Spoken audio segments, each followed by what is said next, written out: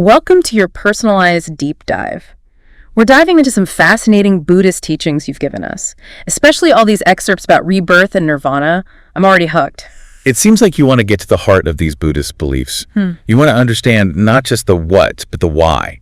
Like how these teachings can actually impact your life. Exactly. And the first thing that jumped out at me was this whole idea of God in Buddhism, or, well, the lack of one. It's so different from a lot of other religions, right? Yeah, it's not about worshiping some creator deity. The focus here is really on self-discovery and personal responsibility.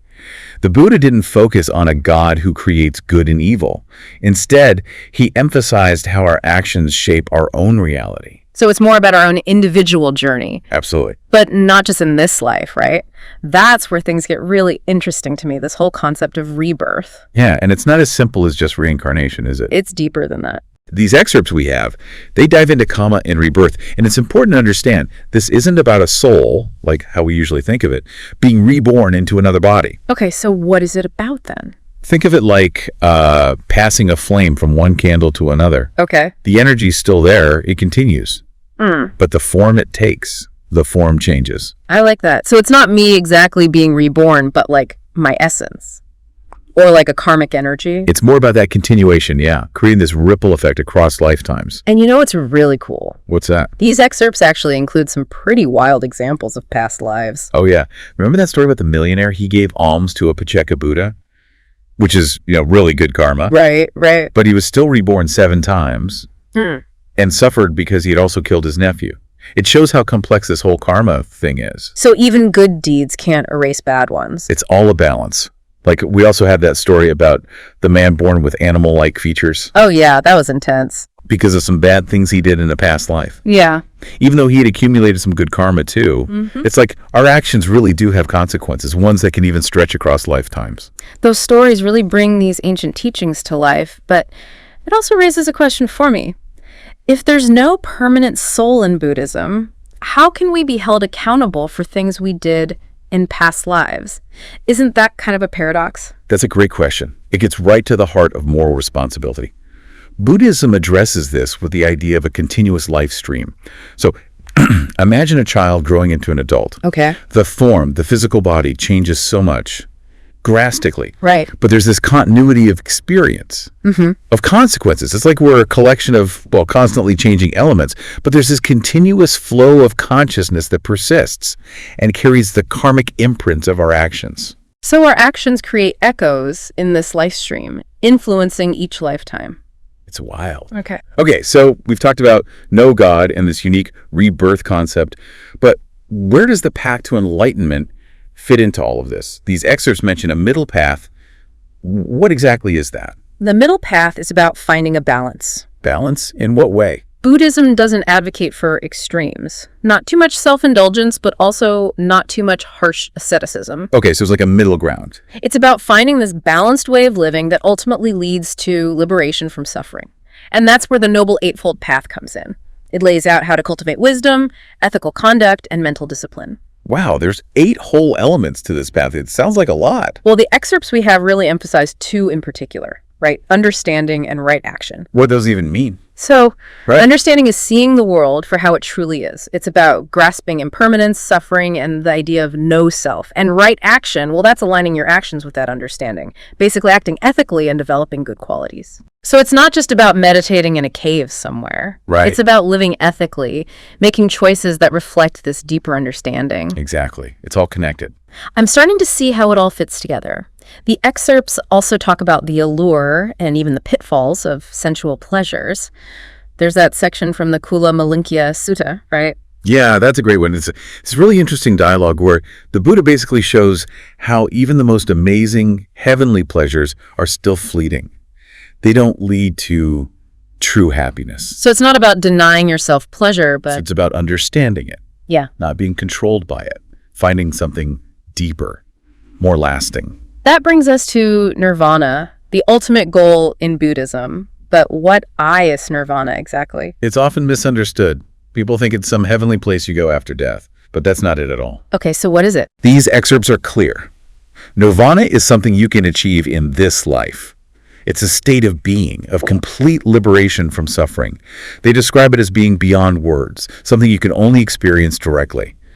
One text uses this image of a flame being extinguished. To represent nirvana. Yeah, signifying the end of that cycle of birth and death, the cycle fueled by craving and ignorance. Wow. So it's not about escaping the world, but transforming how you relate to it, here and now. That's heavy. So how do we get there? What are the paths to achieving nirvana? The excerpts outline two main methods, samadhi and vipassana. Okay. Break those down for me. Samadhi is developing deep concentration, like really training your mind to be still and focused, like we were saying before, like a laser. Right. It's calming that mental chatter so you can actually see your thoughts and emotions clearly without getting swept away by them. So you're not just reacting to everything. Exactly. And then there's vipassana. Yeah, what's that one about? It's about cultivating insight into the true nature of reality. Things like impermanence, the nature of suffering, and the idea of no self. Basically recognizing that everything changes and that clinging to anything as permanent just causes more suffering. I can see how that would lead to suffering. It's about letting go. And vipassana ultimately allows you to see that there's no fixed I at the center of it all. Whoa, that's a whole different way of seeing things, and I bet it doesn't happen overnight, right? Definitely not. It takes time, patience, consistent effort to really start seeing the world through that lens. But it's worth it. It sounds like it. But we've been talking about all these teachings and stuff, and I'm curious, who was the Buddha exactly? These excerpts mention he wasn't a god, but more like a teacher. Exactly. The Buddha was very clear about that. He was a human being who achieved liberation through his own efforts. So he wasn't claiming to be divine or anything? Nope, no divine claims. He never focused on whether or not a creator god existed. His teachings were based on his own experiences and observations, and his belief that every single one of us has the potential to awaken to our true nature. I like that. You're not depending on some external force for salvation. It's all you. That's pretty empowering when you think about it. It is. And remember, achieving liberation, that nirvana we talked about, it's not supposed to be a selfish thing. Remember the bodhisattva ideal? Yeah, those are the super compassionate beings, right? Exactly. It's about extending compassion and wisdom outwards to help everyone, not just yourself. Right. Everyone achieving enlightenment. It reminds me of that story about the bodhisattva who sacrificed himself to the tigress. To save her cubs. Yeah. Such a powerful image of selfless love, right? Definitely. And it embodies the four sublime states beautifully. Oh, yeah. Remind me what those are again. Okay, so there's metta, which is loving kindness, unconditional love. Then there's karuna, deep empathy for others' suffering. Mudita is the ability to feel genuine joy for others' happiness. And finally, upekkha, which is that unshakable equanimity. It helps you navigate the ups and downs without getting lost in the drama. It sounds like those are qualities we could all benefit from, not just if you're trying to be a bodhisattva. Exactly. And they're all connected to the idea of moral responsibility, which is highlighted in the excerpts too. It emphasizes that our actions have consequences for ourselves and for others. So it's about being aware of our thoughts, words, and actions and striving to create more good in the world. It's like we're constantly planting seeds with everything we do, both in our own minds and out in the world. So how do we become more aware of what we're planting? Where do we even start? Well, the excerpt suggests it starts with understanding ourselves, our tendencies, habits, even our past conditioning. There's a fascinating section on the different temperaments people have. Oh, yeah. Like what? Things like lustful, hateful, ignorant, devout, intellectual, discursive. It basically suggests our personalities are shaped by our past actions and habitual patterns, as well as genetics, of course. So it's like our karma is reflected in our personality. It can be, yeah. And understanding your own temperament can help you on the path. It helps you see your strengths and weaknesses, and then you can choose practices that fit your needs. So if I'm like super intellectual, I'd probably enjoy analytical meditation practices more. Maybe. But someone with a strong, lustful temperament might benefit from meditating on the impermanence of the physical body, you see. It's about tailoring the path. To your own unique karmic makeup. That's fascinating. It's all part of the beauty of Buddhism. So many practices, teachings, but they all ultimately aim to help us wake up to our true nature and live free from suffering. It really is a vast toolkit for growth and liberation. And remember, the Buddha encouraged everyone to investigate the teachings for themselves. Don't blindly accept anything. There's an excerpt on reasons to believe in rebirth, and it shows so many different perspectives. Like what kind of perspectives? Well, the Buddha's own recollections of his past lives, for one, but also accounts of kids having spontaneous past life memories and insights from philosophers across different cultures. It's pretty compelling. It makes sense. You have to approach these teachings with an open mind, but also think critically. Don't take it all at face value. See what resonates with you personally. There are so many ways to dive in. Exactly. And these excerpts even explore how rebirth interacts with science. Things like genetics and evolution. It's a fascinating area to explore further if you're interested. Oh, I definitely am. This whole deep dive is giving me so much to think about. And that's what it's all about. Opening yourself up to new possibilities and deepening your understanding. It's a lifelong journey. It feels like we've covered so much. We have. But at the same time, we've only just scratched the surface of this incredible tradition. You're right. The excerpts you shared, they're like gateways to a whole world of wisdom. And the real exploration, well, it starts now. It's time to take these insights and apply them. To my own life, my own journey, it's a lot to take in. It is. So what stands out to you the most so far? I think what really hits home for me is that we're not just puppets of fate. We can make choices that actually change our karmic path. We can choose to plant those seeds of wisdom and compassion that will help us live a more meaningful life, both for ourselves and for others. It's incredibly empowering, isn't it? It really is. And remember, it's not about reaching some perfect ideal. It's about embracing the journey with all its imperfections. The good, the bad, and the ugly. Exactly. It's about cultivating those qualities of awareness, kindness, and wisdom day by day, moment by moment. This has been an incredible deep dive so far. It has. And honestly, I'm so curious to explore more of these teachings and practices and figure out how they fit into my own life. That's great. And remember, you're not alone on this path. Okay, so where do we go from here? What else is there to uncover in these excerpts? Well, let's delve into the specifics of how rebirth actually works. It's not a punishment system, like a lot of people think. And we can also talk about some of the incredible meditation techniques these excerpts describe. Techniques that can help you achieve liberation from suffering. Okay, I'm ready for more. So how rebirth actually works. It's a tricky concept for a lot of people to grasp. It is. It's not some kind of divine punishment system, right? Like, I did something bad and now I'm being punished in this life. No, not really. The excerpts we have, they really get into the nuts and bolts of how karma works. Okay, good. So if it's not about punishment, then what is it about?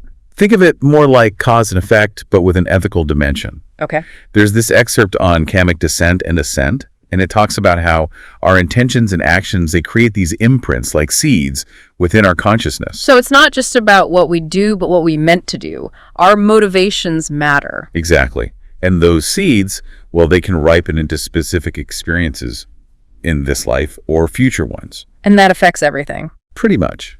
Everything from like our physical characteristics to how we tend to feel, even the opportunities that come our way. It's kind of like, remember that example we talked about? The guy born with animal features? Right. That was some serious karma coming back around. But so it's not like karma is out to get you. Right? No. It's more about natural consequences unfolding. Think of it like planting an apple seed. You wouldn't be surprised when an apple tree grows, right? I guess not. But it makes me wonder, does that mean we're just like puppets of our past karma? Is everything predetermined? That's where choice comes in. The texts emphasize that we're always creating new karma with every thought, word, and action. So it's not a one-time judgment kind of thing? Nope, it's ongoing.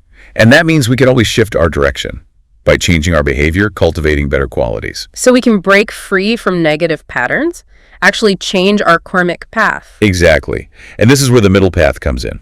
All those practices we discussed, especially right understanding and right action. So we can actually purify our intentions and plant different seeds. That's the idea. Plant those seeds of wisdom and compassion. Ultimately, they lead to liberation. That's where meditation comes in, right? Samadhi and Vipassana. Remind me again how those two are different. Sure. So Samadhi, that's training the mind to be still, to be focused. Remember that laser beam we were talking about? Oh, yeah. It's like calming all the mental chatter so you can see things clearly without being swept away by them. And Vipassana? Vipassana takes it a step further. It cultivates insight into the true nature of reality, impermanence, suffering, the idea of no self. It's about seeing that everything's in constant flux. And that clinging to anything as permanent, well, it just leads to suffering. Makes sense. It ultimately lets you see that there's no fixed I at the center of it all. Whoa, that's a huge shift in perspective. I can't imagine that happens overnight. No, it's definitely a journey. It takes time, patience, effort to really start seeing the world that way. But the rewards are huge. There's an excerpt on the characteristics of Nibbana, and it describes liberation as something so profound and peaceful it can't even be described. So we can talk about it all day, but you got to experience it to really understand. Yeah. Got it. We've been talking about all these wise teachings, and I'm curious about the Buddha himself. He wasn't actually a god, right? Just a teacher who reached enlightenment. Exactly. The Buddha made it clear that he was just a human being, and he achieved liberation through his own dedicated efforts. So he wasn't all, I'm divine, worship me. Nope, nothing like that. He never even really talked about a creator god. His teachings were about his own experiences and his belief that everyone has the potential to wake up, to see their true nature. It goes back to that self-reliance we talked about, right? You're not depending on some outside force for salvation. Right, you take responsibility for your own liberation, and it's powerful. But remember, achieving nirvana isn't meant to be a selfish pursuit. We keep coming back to this bodhisattva ideal. Right, the whole extending compassion outwards thing. It's about helping everyone get there, not just yourself. Yeah. Remember that story about the bodhisattva who sacrifices himself to the tigress? To save her cubs is hard to forget. It shows such selfless love and action. And it really illustrates the four sublime states. Okay, yeah, break those down for me again. So metta is that unconditional loving kindness. Karuna is deep empathy for others' suffering. Mudita, that's feeling genuine joy for others' happiness. And finally, upekkha, which is that unshakable equanimity. It's like staying calm amidst the chaos. Exactly. And these qualities, they're all important, not just for bodhisattvas. They're valuable for anyone who wants to live a more fulfilling life. And you know what? They tie into the excerpt on moral responsibility, too. Oh, yeah. How so? Well, it emphasizes how our actions have consequences, not just for us, but for everyone.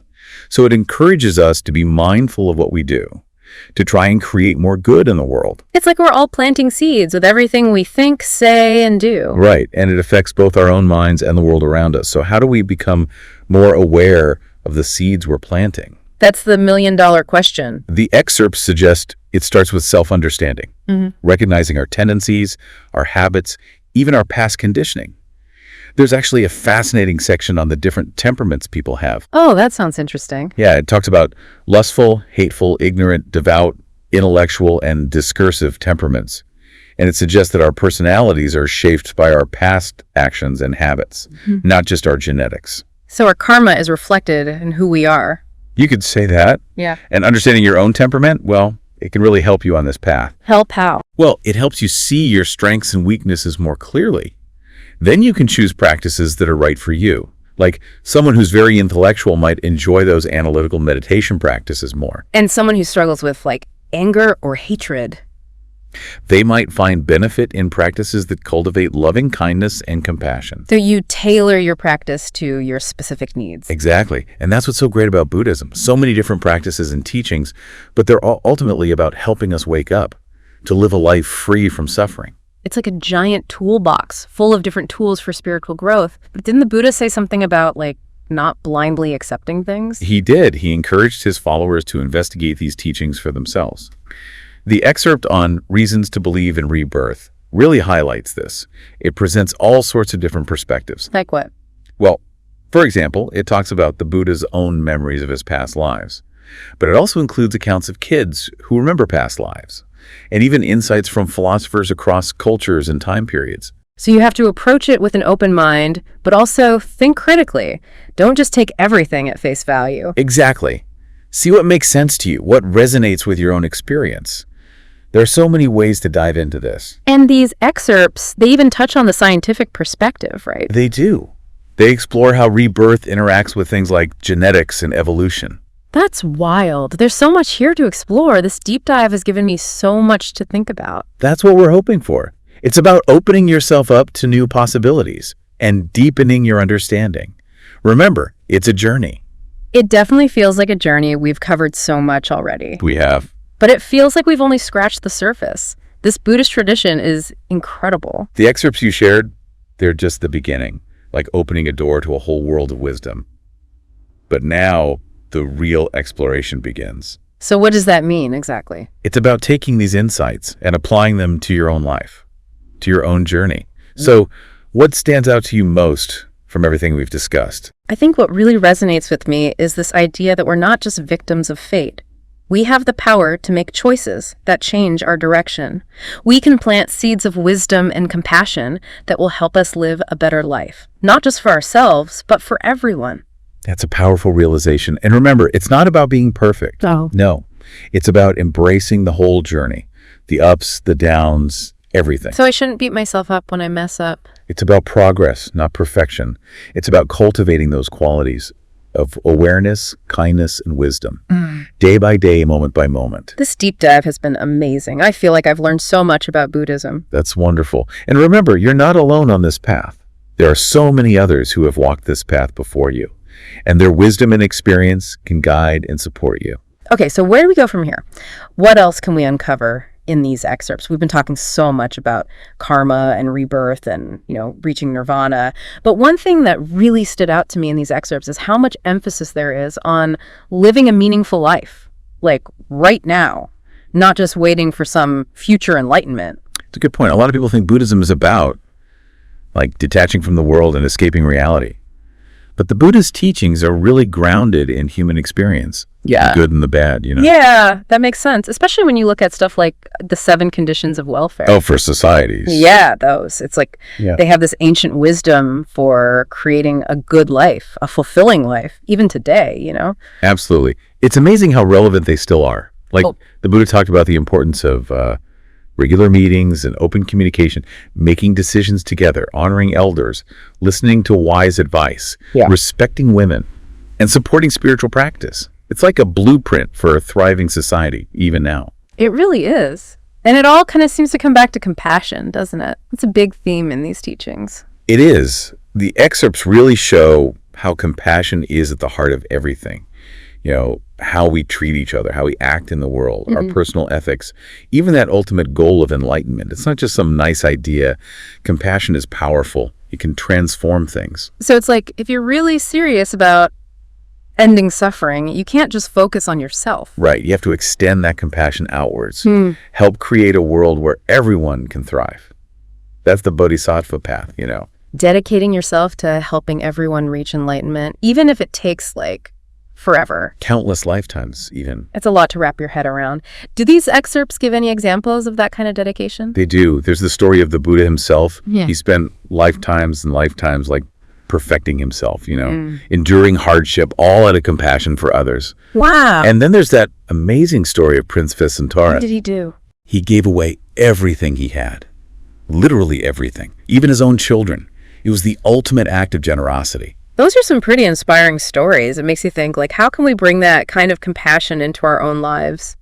Even just in small ways, right? Exactly. You don't have to make some grand gesture. It can be something small. Maybe a simple act of kindness.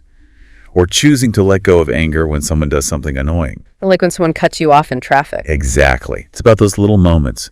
Choosing compassion, overreacting. It all makes a difference. And that's something anyone can do, right? You don't have to be a Buddhist or a scholar to be kind. That's the beauty of it. The Buddhist teachings are all about freedom. Freedom from suffering, from delusion, from the limitations of our own minds. And everyone can experience that. It's a really powerful message.